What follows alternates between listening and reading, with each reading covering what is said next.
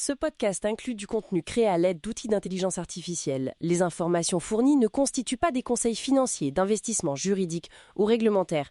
Les auditeurs sont invités à vérifier les informations de manière indépendante et à consulter des professionnels qualifiés pour des conseils personnalisés. Le Luxembourg Funcast, bienvenue. Avant de continuer, mentionnons que le Luxembourg Funcast est créé et produit par Bertrand Mariot, avocat à la Cour admis au barreau de Luxembourg et de Paris et exerçant au Luxembourg. La mission de ce podcast est d'apporter une information claire, libre et rigoureuse, issue de références officielles soigneusement sélectionnées, continuellement mises à jour et affinées par un prompt engineering de haut niveau et en constante évolution sur la réglementation financière et les fonds d'investissement luxembourgeois. Veuillez noter que cette analyse a été préparée en date du 9 août 2025. Aujourd'hui, on aborde un sujet crucial pour la vie des sociétés anonymes luxembourgeoises.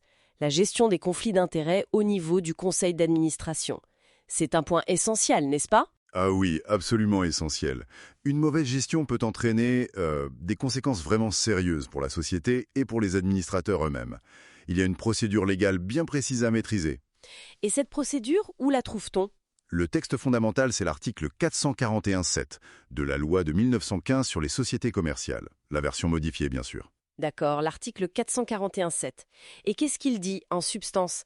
Est-ce qu'il interdit certaines opérations ? Non, justement, ce n'est pas une interdiction. C'est plutôt, comment dire, une procédure à suivre, une sorte de voie de passage obligée pour valider une décision où un administrateur a un intérêt potentiellement conflictuel. On appelle ça souvent un safe harbor, une procédure de sécurité. Un safe harbor.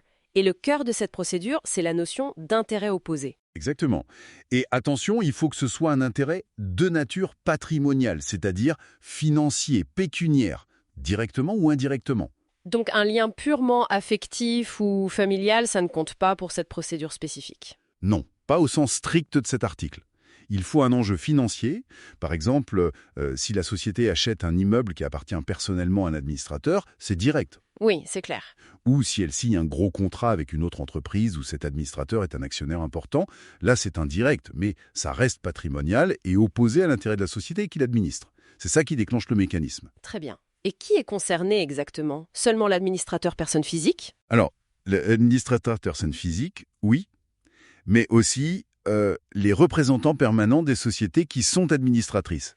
Et par extension, on doit considérer les délégués à la gestion journalière pour les décisions qui relèvent de leurs compétences. D'accord. Donc, dès qu'une opération avec une implication financière passe au conseil, il faut se poser la question pour ces personnes-là. C'est ça.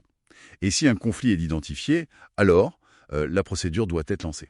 Et comment se déroule cette procédure concrètement ? Quelles sont les étapes ? Alors, il y a 3 points clés. D'abord, l'administrateur qui a l'intérêt doit le déclarer. Et ça, c'est avant toute discussion, toute délibération sur le sujet. C'est vraiment une obligation personnelle. Une déclaration préalable ? Et ensuite, deuxième point crucial.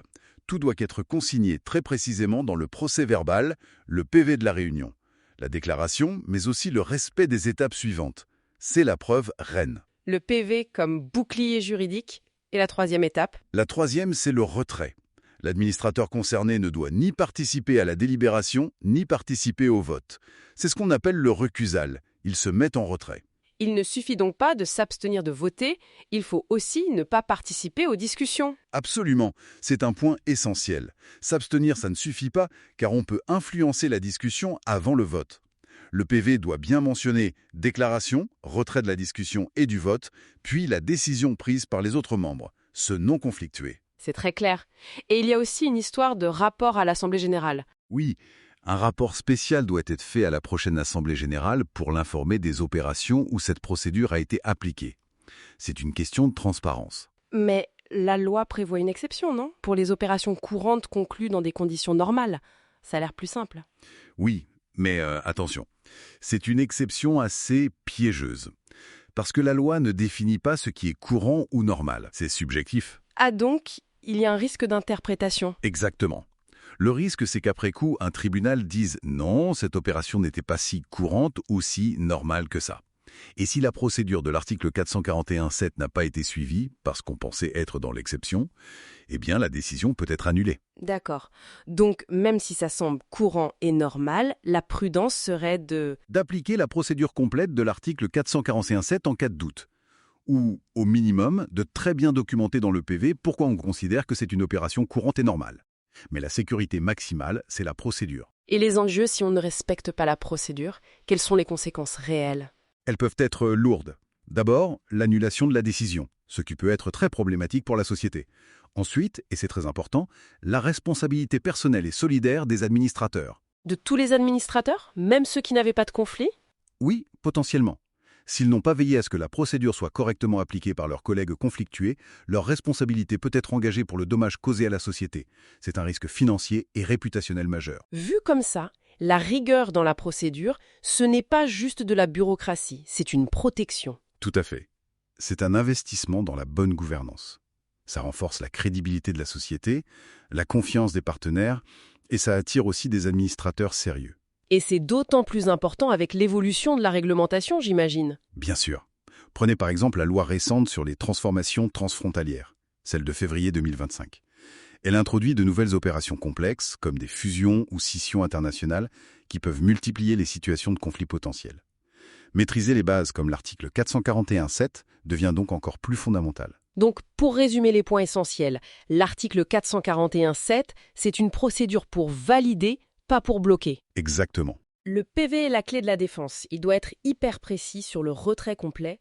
Pas de débat, pas de vote. C'est ça. Et l'exception des opérations courantes, il faut s'en méfier et en cas de doute, appliquer la procédure normale. Voilà une excellente synthèse. C'est vraiment la ligne de conduite à tenir pour sécuriser les décisions. Ce podcast se veut une ressource collaborative, indépendante et libre qui s'améliore avec le temps. Vos commentaires ou suggestions de nouveaux sujets sont donc les bienvenus, en particulier sur YouTube. Nous voulons être un soutien utile pour tous ceux qui travaillent sur la place financière luxembourgeoise à tous les niveaux. On nous demande souvent comment vous pouvez nous aider. Eh bien, une excellente manière de le faire est de vous abonner à nos émissions sur toutes les grandes plateformes de podcast, y compris Spotify, ainsi que sur Apple Podcasts où une note de 5 étoiles nous aiderait beaucoup. Vous pouvez également aimer nos vidéos et vous abonner à notre chaîne YouTube Rigor Media. Tous les liens pertinents seront disponibles dans les notes de l'épisode. Pour nos auditeurs anglophones, vous pouvez également retrouver notre podcast jumeau en anglais. C'était le Luxembourg Funcast pour vous aujourd'hui. Ce podcast inclut du contenu créé à l'aide d'outils d'intelligence artificielle. Les informations fournies ne constituent pas des conseils financiers, d'investissement juridique ou réglementaire. Les auditeurs sont invités à vérifier les informations de manière indépendante et à consulter des professionnels qualifiés pour des conseils personnalisés.